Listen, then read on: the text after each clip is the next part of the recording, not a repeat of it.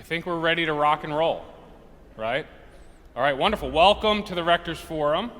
I'm extremely excited to be here with these wonderful ladies. This is top-notch Outreach Commission folks. Before we start, if anyone online has questions, I don't know where to look, camera there. Anyone online has questions, you can email formationquestions@stdavidschurch.org. It'll also say that on the website if you're watching this on the website. On YouTube, it will not have the link or anything, but go to the website. If you have questions in person, raise your hand. No website needed. Yeah, exactly. And Edie will come over with a mic. A couple weeks ago, Emily Given had approached me about doing a Rector's Forum involving John 15 and grace. And immediately what I thought of was our Outreach Commission and the work that they do, which is amazing. One of the things when I first got here, Frank's like, Thomas, you're the priest involved with outreach. And it's like, all right. And then you learn about all the amazing outreach things that St. David's does, and it's truly impressive, and it truly is thanks to folks that are sitting right here, and others on the commission, and others in the parish. It really is a team effort. You're taken back by this, and I'm like, oh, wow, well, all right, well, the forum of John 15 on grace, and I was thinking, why don't I invite these wonderful leaders to come up here with me to help explain all of the wonderful outreach that we do, where grace is truly present during Thanksgiving and Christmas. And these are really the leads in our Thanksgiving and Christmas outreach. So I'm very happy to have them up here. We have Elizabeth Vandiver, who is she's in charge of our Thanksgiving outreach. We have Leslie Lewis, who helps with St. Gabriel's, but also does the mitten tree, and she does the angels tree out there with me, and she's jack of all trades. And we have Lois Redmond, who is probably one of the most organized people I know, actually. And she leads our international Cuba outreach. And we did a Christmas project with them recently. So I thought it would be great to have them kind of share their story, how they got involved with outreach, because I think all of this wonderful outreach happens, but a lot of folks are like, oh, how do I get involved? Or where am I needed most? Or during the season of giving, you're like, oh, I want to do something. I want to help. I want to be there for people. And these folks will tell you how next year you could help with Thanksgiving, this year you could help with Christmas, and kind of how they got involved. And you'll hear the passion in their voices because they truly are amazing. So I just wanted to start off, too, with just a quote from John 15. Jesus said, I am the vine, you are the branches. Those who abide in me and I in them bear much fruit, because apart from me, you can do nothing. And like I said, I've only been at St. David's for 4 months now. Feels a little bit longer than that, but the folks at St. David's, especially in regards to outreach, many other ministries as well, but truly are the branches of Christ in the world. I mean, they are going out, they are building partnerships, they are with folks. As I'm learning all of this, it's just amazing to see the relationships they have with the communities they serve. So I'm very grateful for all of you. So first, I would like, Thanksgiving outreach had happened. And Thanksgiving outreach, you might be familiar, our key Thanksgiving outreach is we collect bags filled with Thanksgiving items for Thanksgiving meal. We give a gift card as well. You might have came here a couple Sundays, a couple weeks ago, where there were just tons of blue bags in the narthex filled with awesome stuff. And I would like to hand it over to Elizabeth to kind of talk about the process of what happens when people, we put out these blue bags, we put the list of items, and then what happens, we leave them in the narthex, all that kind of stuff, and kind of how you take leadership with that. I love my husband and I, Chad, do the Thanksgiving Outreach Project together. I love it for many reasons, but one of them is we're just really the ones that are sort of organizing behind the scenes, but it really is the ultimate message of how incredible the St. David's community is in coming together and in collaborating. It wouldn't be possible without all of the action from the congregation, and each person that takes a bag, what they're really doing is that represents a meal for a family that wouldn't, or an individual, it depends, who wouldn't get to have a Thanksgiving meal otherwise. But more than that, it's sending a message that someone cares about them. Because sometimes holidays can be really lonely for people, especially if they're alone. And it's just sending a message that says there's someone out there that cares about you and we care about you. And as much as we are fortunate to get to do, as much as it's helpful to be able to give the bags to people who are in need, they give us so much more. And it really is a partnership. And it's wonderful to go to the different outreach missions and hand over the bags and see the joy. We don't see the individual families that get the bags, but we see their leaders and their organizers, and we get to hear about it. In terms of just the brass tacks of the operation, it's we hand out the bags with a very specific shopping list, because the goal is for everybody to get the exact same thing. And we hand those out, and the St. David's congregation is amazing and saying, I'll take 1, I'll take 2, I'll take 5 bags. It's wonderful. We have started, I am determined for this to improve, an online option. Online outreach shopping, I have discovered, is a little more clunky than I would like it to be, but I'm sure that technology will catch up with that. So right now it's the bulk buy option, but that's wonderful too, because sometimes, I guess in the rush of grocery shopping, sometimes somebody forgets the mashed potatoes, and Chad and I need to make sure the mashed potatoes are in the bag. So when those bulk buy options arrive at our home, we bring them here, and then we use those as filler. And so that's always really appreciated. And then, so the bags start coming in, and we go through and make sure every bag has what it needs, and then we start putting them into sections so that it goes to the different designated outreach programs. And this year, and it varies year to year. This year it was St. Mary's in Chester County. It was St. Gabriel's, Leslie's spot. It was IHN, which is now called Family Promise, which transitions homeless women and children to their home, to a home in stabilized situation, and also St. James School, and which is in Philadelphia. And so each group, we called the partners, how many bags would you like this year? And then we arrange a date for delivery. The bags come in, as I mentioned, we sort, and then on big delivery day, these wonderful angels from St. David's come with their big cars, because big cars are needed to get all of these very heavy grocery bags that we don't want crushed all into the cars, and then we go and deliver. And it's a small and simple project, but it really gives us more gifts than honestly what we're giving.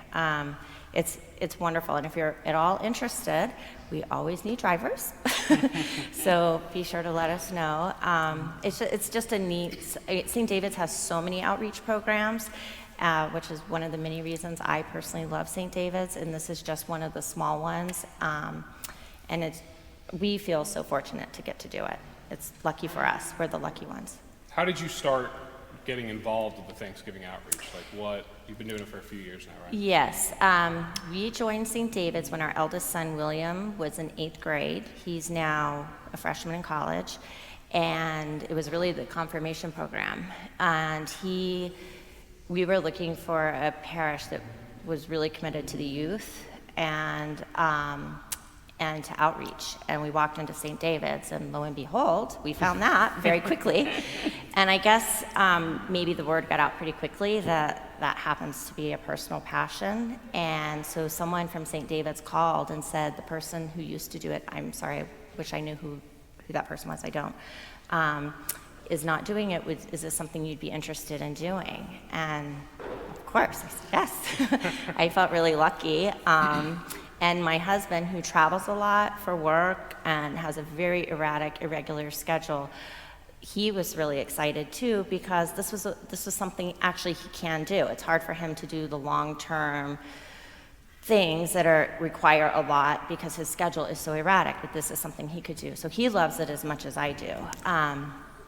So it was great, and we feel really lucky to continue to do it, and it was definitely in a different format in the pandemic, and it was good because needs were met, But it was so nice this year to really have it back on track and have it really be what it's meant to be. You mentioned earlier like the need for drivers, but is there any other areas that would be of most help for the Thanksgiving outreach program? Well, I think it's really important to remember if you take a blue bag, that truly is somebody's meal. And so, and I'm the queen of this too. Oh, great intention, then put it in the trunk, and then I forget, and then the date comes, and it's, oh shoot, I forgot. So it's, if you take a bag, or 2 or 5, please remember that that's somebody's meal, and please bring it back with the contents that are needed, and please bring it back with what's exactly on the list. And please try to avoid glass, because something to think about is a lot of these people, they come to get their bag, and it might involve 3 bus rides, and it might be somebody who is disabled, or it might be somebody who's 85 years old. And so it's a lot to lug. And in fact, we actually give them the bag with an extra bag in it so they can redistribute the weight. And so that's a lot. So it's banging and clanging on buses and trains and things get broken. If you want to get involved, we would love it. We always need help with sorting and or bag checking, just to make sure all the cranberry sauce made it into the bag and wasn't accidentally left on somebody's kitchen counter. Things like that. And just really spread the word about it. It's a nice, simple thing to get to do, and it's a really great thing to do with kids.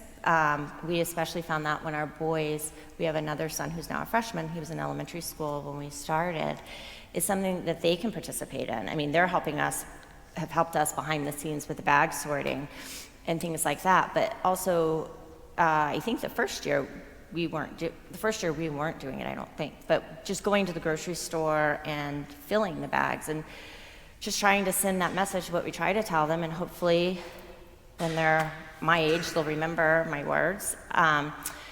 But to try to live the life of joy, J for Jesus, O for others, and then Y for yourself. And this is just a really simple one for kids to try to pick up that message, and hopefully it sinks in. We'll see. We're trying. But it's a good, simple thing to do that has a lot of impact. And heavens knows, Philadelphia has so much need. There is such a hunger scarcity issue. And this is just one small act for a very, very large problem. And we can't solve the problem all in one day and all at Thanksgiving, but at least it can send a message of love and that we care, and it's an opportunity to just pitch in and try to do our bit. Wonderful. Yeah, thank you so much. Thank you, Elizabeth. Yeah, question?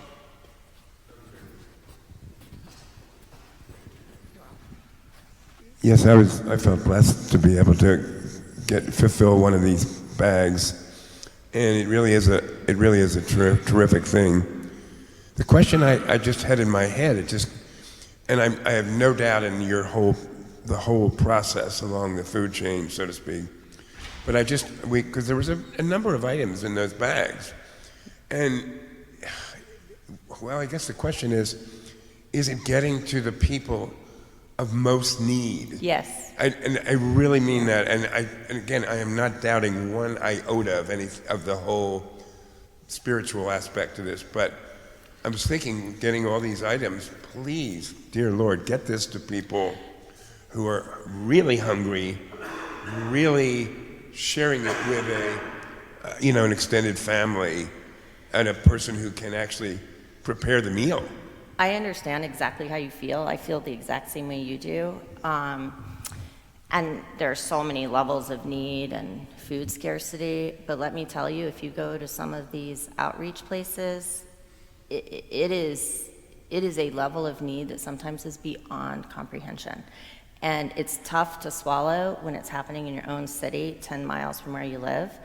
And it's everywhere. Today, actually, Chad isn't here today because it's one of the other wonderful things St. David's does is they partner with St. John's Soup Kitchen in Norristown, and once a month the youth get to go and participate. And so my son Chad is there today with our younger son Henry, or they were there. They're finished now.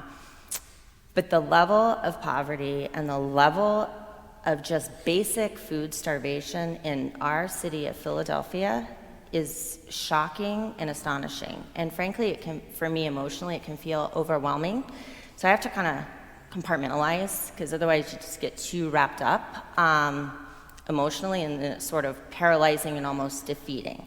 So the Thanksgiving Food Project is a great example, because it's one project at a time. Is it going to solve that particular family's day-to-day starvation need? No. But it is saying, you know what, you too get to have Thanksgiving just as we are in our heated homes.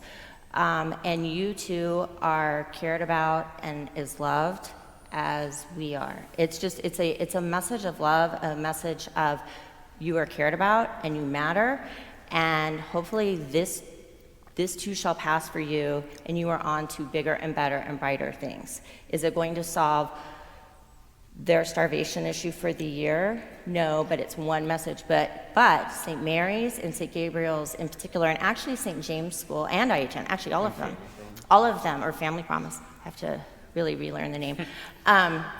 All of them are so committed to this issue. St. James School, for example, partnered with Mark Vetri, set up a kitchen in the school, because a lot of these kids do not get breakfast and dinner. And they partnered with Trader Joe's, and I'm not even sure who their latest partners are, but they provide breakfast, lunch, and dinner for those middle school students, but they also provide groceries for those families. So one of the hardest times for them is spring break. My kids are thrilled it's spring break, something fun's going to happen. For those children, it means they don't eat that whole week. And so now there's a plan to try to help with that problem. And then St. Gabriel's, they have which Leslie will speak about more, they have an ongoing program. St. Mary's has a whole food pantry. So this is just one project helping outreach partners that are aware of the problem and are trying their hardest to do something about it with very, very limited resources. But so it's a gift of love more than anything. Thank you, Elizabeth.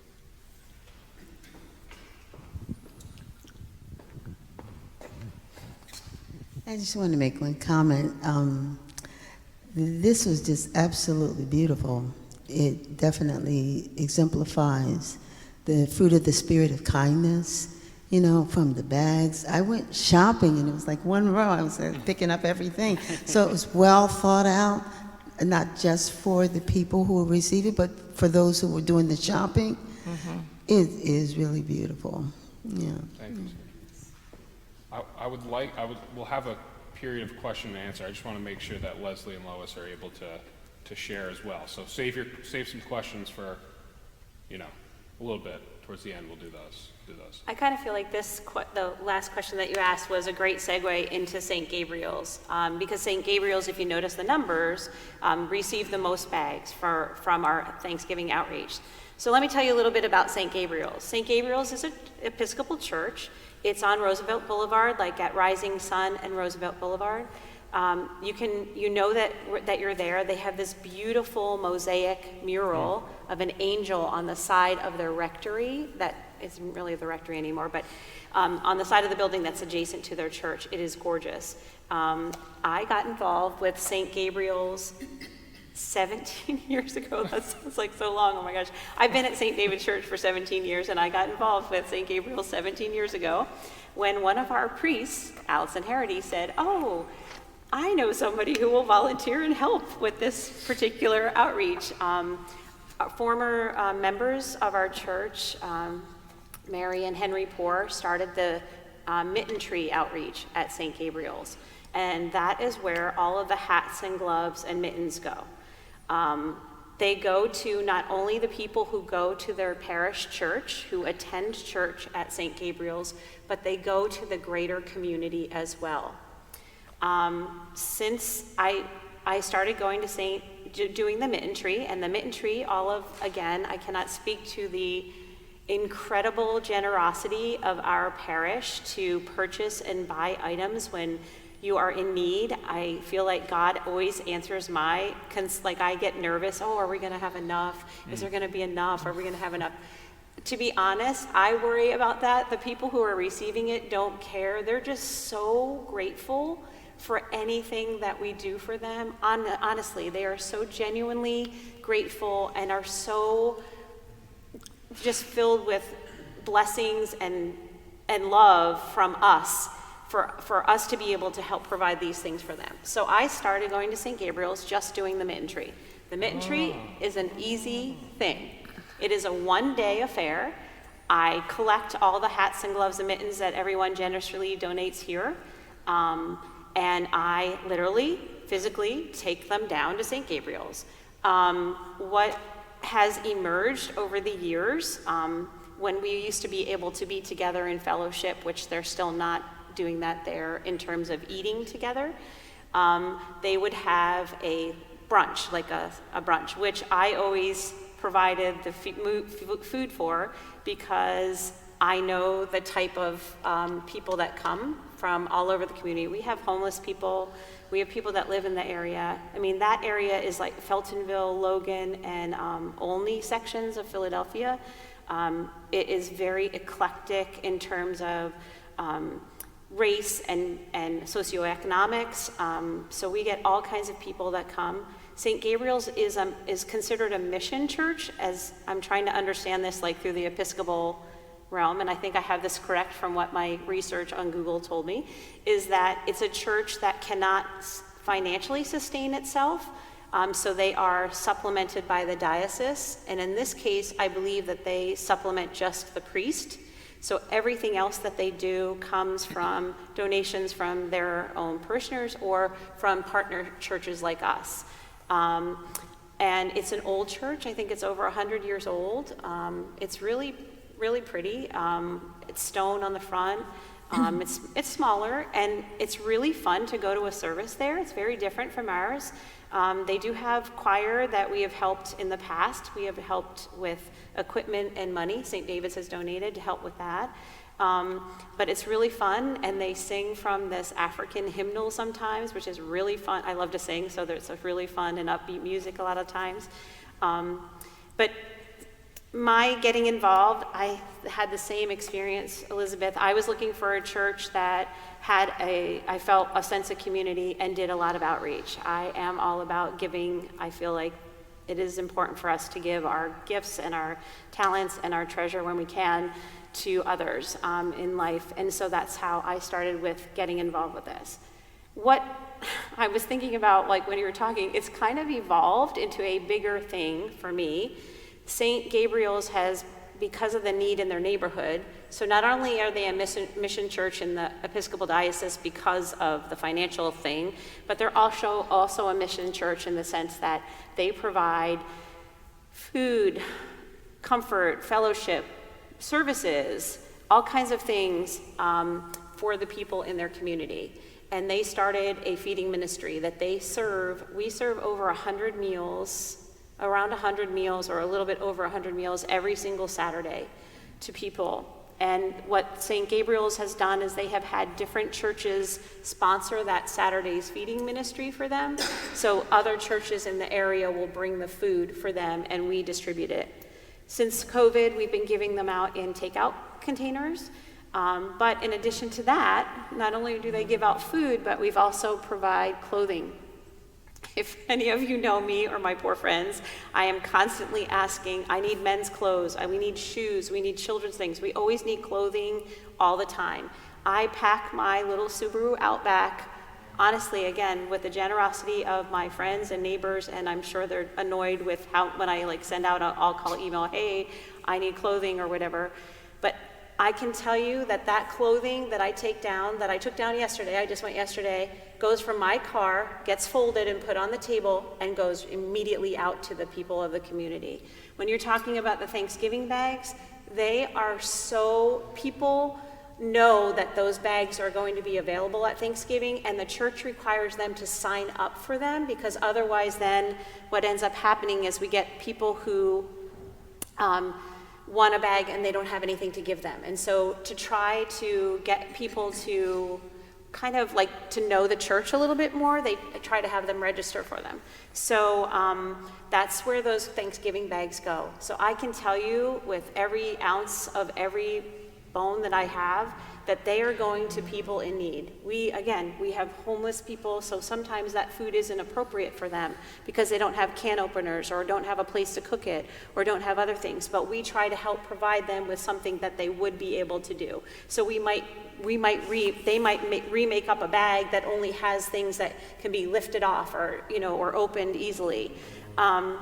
They're very in tune to what the people of their community need, and it's amazing. I work with some amazing women that are there every single Saturday, that volunteer their time for this church. They are incredible.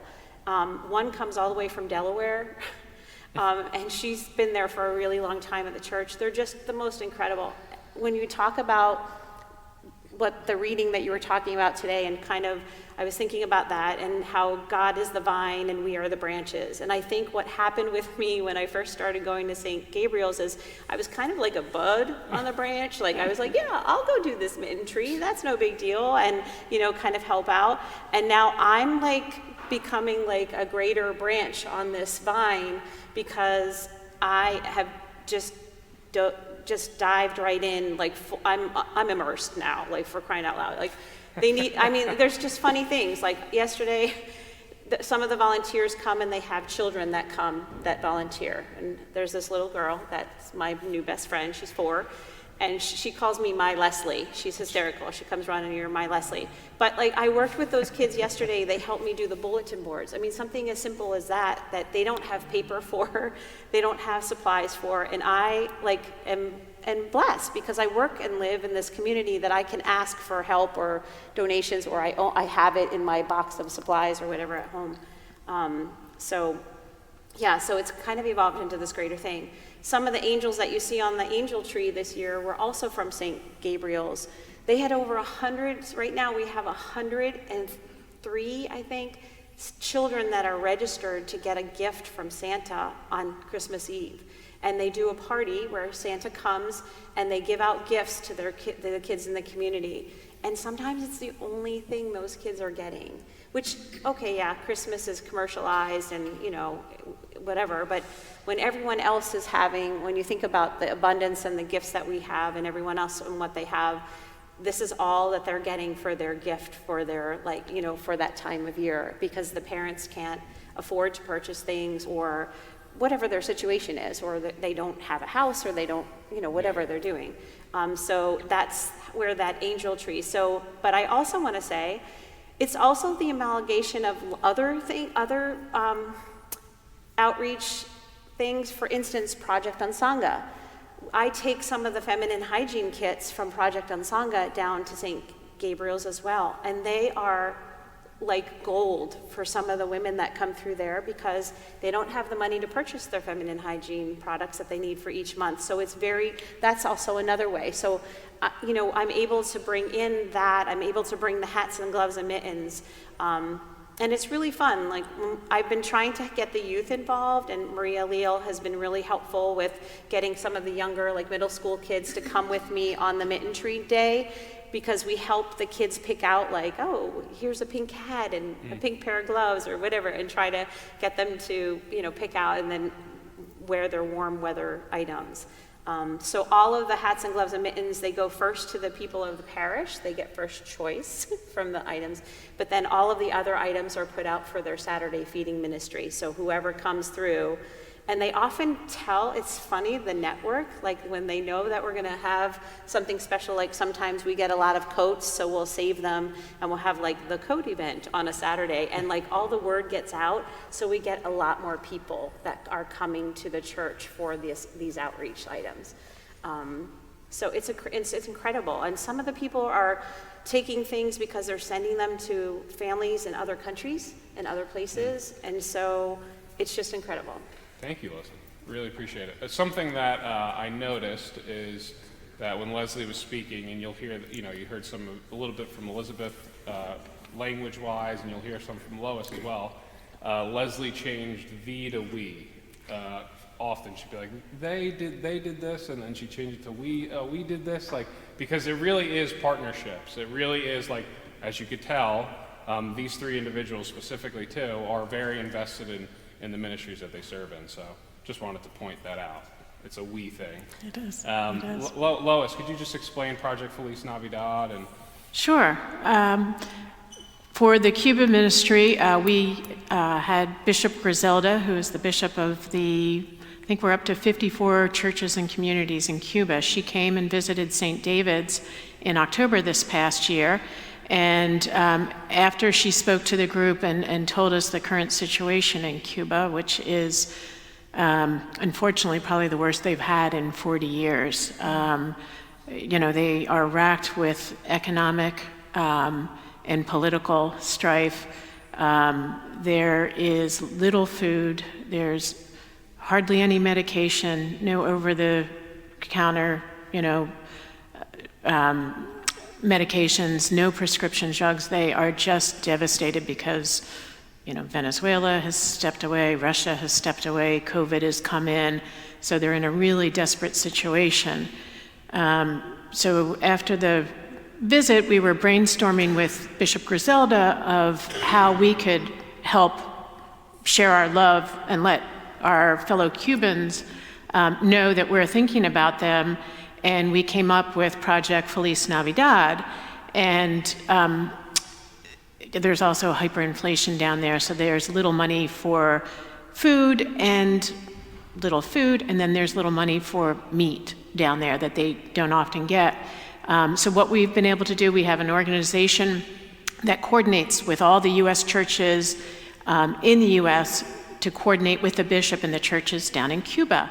And we came up with Project Feliz Navidad, where we're providing funding for every church community in Cuba, and the priest in that church will go and purchase a Christmas meal for the church community, and they will have that on or about Christmas Day. They also have major electrical problems down there. The electricity is not on consistently during the days, so that they are going to know that we up here in the United States, we up here in St. David's are thinking about them because of the generosity of the outreach program. St. David's is sponsoring 10 churches down in Cuba for these Christmas meals. It's all of you. It's the work that you do all year long, helping with the church fair that allows us to have, so that was a $3,000 donation to Cuba, and to provide these meals for them, which is,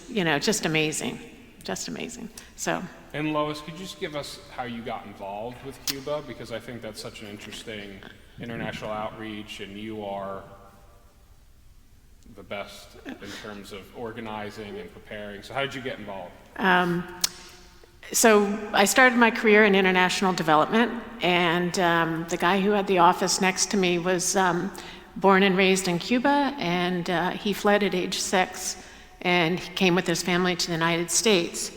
So fast forward, I'm at St. David's, and the Uganda ministry was here. So of course, with my development background, I jumped right in, joined the Uganda ministry.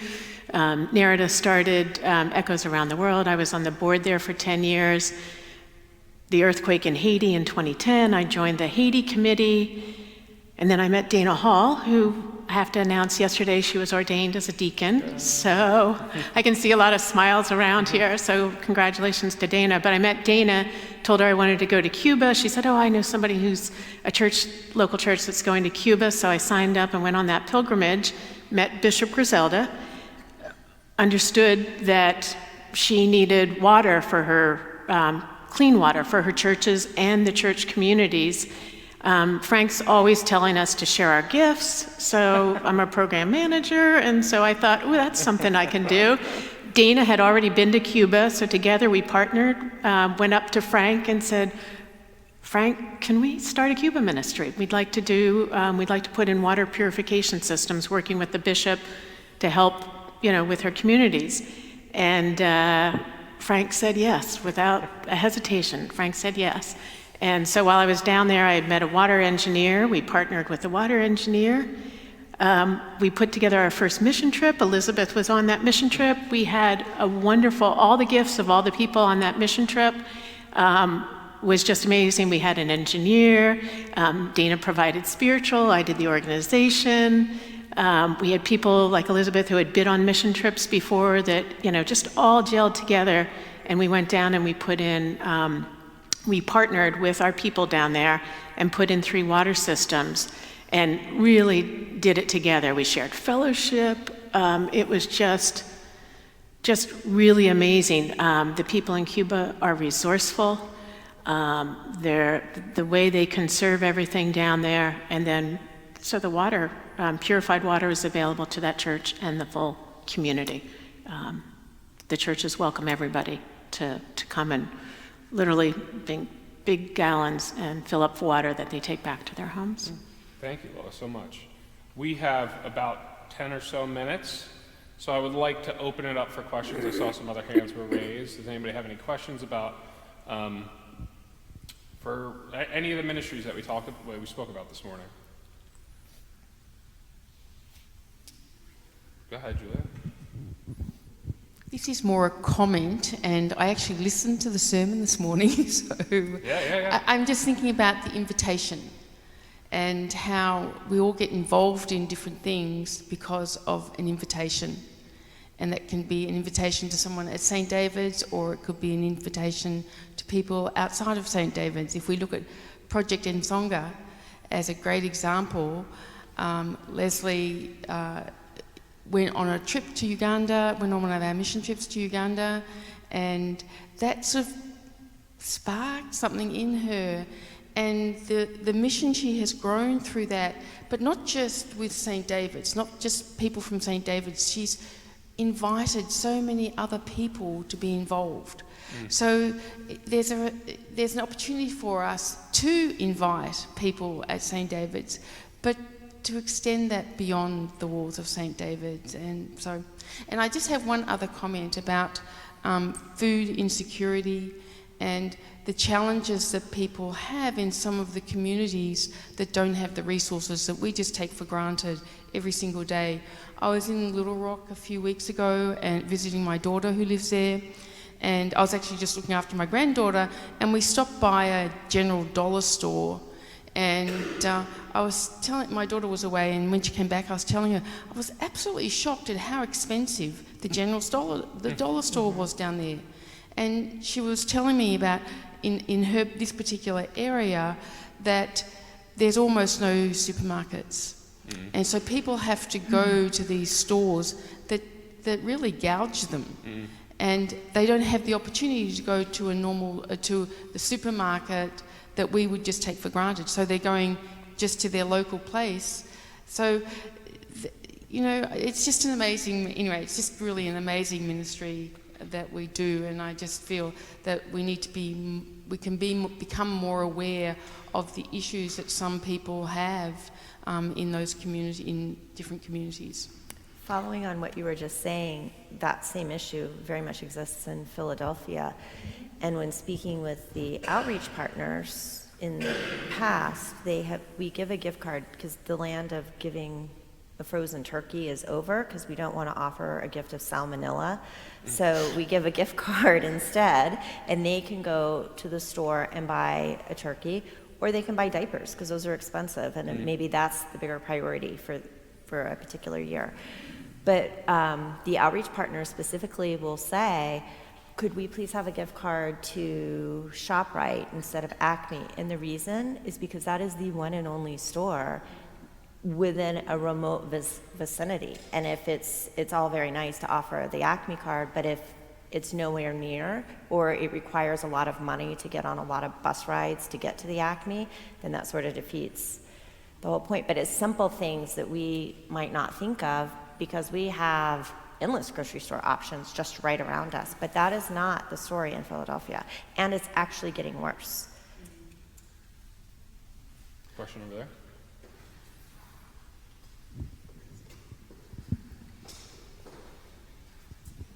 Two quick questions following up on Thomas's comment. It's a difficult one, but where is the area of greatest need? all your causes are incredible. Where is the area of greatest need? Secondly, what percentage of, when we make a pledge to the church, what percentage goes to outreach? Do you know, Thomas? I don't know the exact percentage. I can tell you. Lois? Yeah, I can tell you.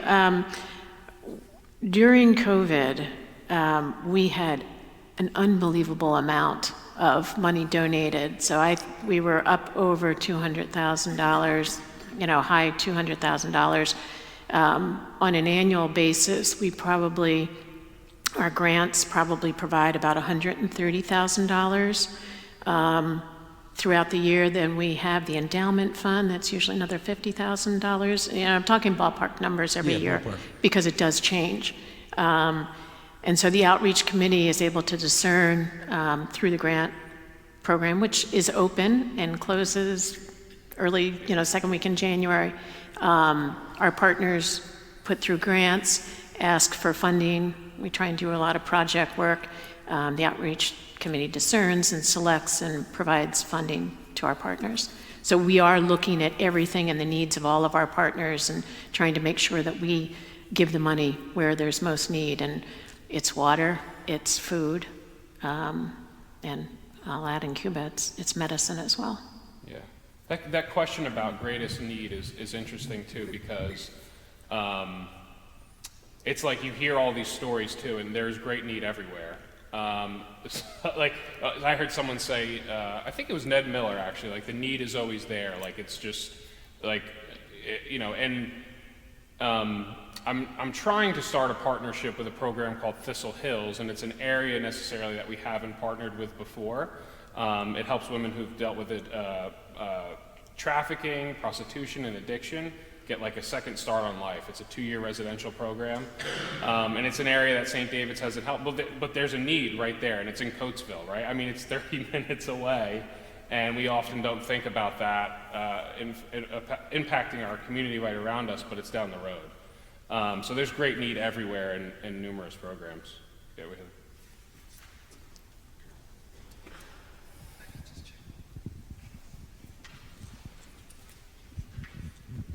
There also is a need to start looking at the root causes for poverty and all of which leads to all of this need.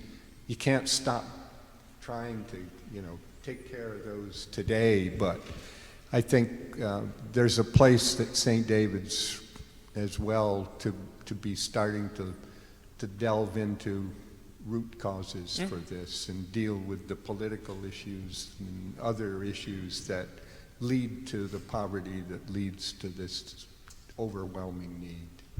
I agree.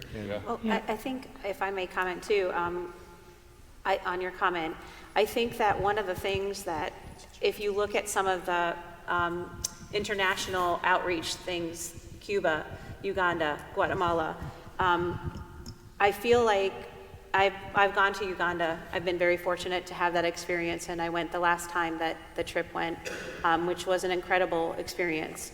And what our goal for those areas, and exactly for that, kind of with that thought in mind, is that we try to help them be self-sustaining. So we try, the water systems, they are being taught how to change the filter or whatever needs to be done, or to take care of the maintenance and do all of that on their own while they're there. They might need the money for the parts, or the parts to get there in a timely manner, but that we're trying to help. Like, I know in Uganda, St. David's helped to fund sewing machines, and they use the sewing machines to sew their uniforms for school, but they're now using the sewing machines to do Project on Sangha.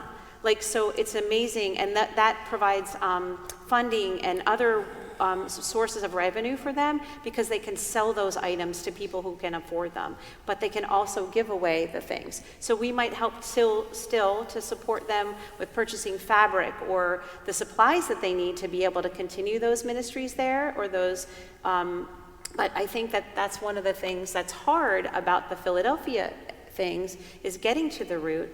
They are trying to provide services like Episcopal Services provides legal care for a lot of or legal services, I think once or twice a month at St. Gabriel's. So people can come in with their legal and get free legal advice from the attorney that comes there. So like those are kinds of things that they are trying to help in the best way that they can, given the financial limitations that they have and all of the other burdens, social and everything that are on there. So, And that's one of the 5 criteria that we look at when we give our grants. How is this request helping you to be self-sustaining? So it's foremost in our minds. I would also say on the topic of greatest need, maybe rather than looking at it in a hierarchical fashion, look at it as sort of like a Jackson Pollock painting with things just splattered everywhere. And there's so much, as Frank always says, we all have very different gifts and talents, and just take your gift and talent where your heart leads you. And if everybody did that, I have a hunch that a lot of these splatterings could be addressed, or at least starting to offer acknowledgement. And then it could be something like what happened with Leslie 17 years later. She is completely absorbed. But I think, one person's trouble or challenge, it might be different from somebody else's, but who are we to say whose is worse? I think it's just remembering love, compassion, dignity, respect, and then trying to use whatever gifts and talents you have to try to help solve some of these problems, or at least contribute. And as Leslie said, for somebody that's offering legal services, for somebody else that's sewing, for somebody else that's grocery shopping. Yeah, I think we have time. One more question. Yeah. Actually, this is not a question. This is an invitation from the gift shop to you to come and buy your Christmas gifts there. The funds in the shop, what you spend, are almost all given in outreach programs. And if you know what's subtracted, the fund is there. Subtracted are the taxes, which you have to pay, and any services that the church provides, we pay them back. And then the rest of it goes to outreach. And a lot of it comes to your groups. So, It comes directly, yes, it comes directly to our international outreach, and World Gifts is another program that we have where there's cards on the tree to get involved and help it's a small our. thing, very small, Yeah. not a big operation, but you can count on it. Thank you. Well, I would like to thank the 3 they did all the muscle here. I'm very grateful for the 3 of them to share their experiences, share their ministries. I'm grateful for all of you. And this is your invitation. I said it in the pulpit this morning, but please reach out to me, reach out to any of these 3 women up here, our outreach commission, just reach out. And someone asked me about some community service hours for their daughter the other day. And I included some of these folks on that email. And it was just like, I was like, oh, well, they could do this, they could do this, the email went down and down, right? So you might get an email like that from me if you accept an invitation. So grateful for all of you, and just thank you and so much, and enjoy the rest of your day. Thank you. Yep. Thank you, ladies. Here, if you want to open it up and just